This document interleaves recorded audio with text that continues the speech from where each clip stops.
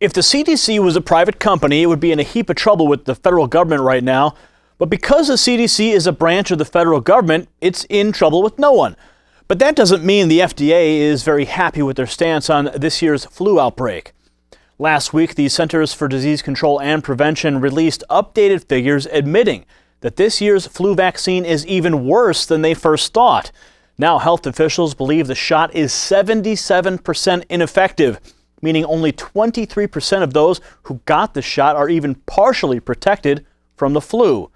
So much for herd immunity. But as we've reported several times, the CDC took advantage of their own failures to prop up another expensive drug in the big pharma industry. An endorsement that, like we projected, is raking in huge payouts for big pharma companies like GlaxoSmithKline and Roche. And while this may be a new development here in the United States, we could have seen this coming if we watched last year's flu season in the United Kingdom across the pond. Last year, GSK and Roche sold over $500 million worth of Tamiflu and Relenza to the health department so health officials could keep that inventory in stock in case of a massive flu outbreak. Here in the United States, just 1 year later, CDC Director Tom Frieden is endorsing both of those flu medications as the serum for his department's sickness. In fact, he signed off on the United States spending 3 times as much in the UK, $1.5 billion to purchase these drugs in preparation for a flu outbreak. During a conference call with reporters earlier this month, Frieden said, quote, "Antiviral flu medications are underutilized. If you get them early, they could keep you out of the hospital and might even save your life." That's a pretty strong claim. Life-saving flu medication.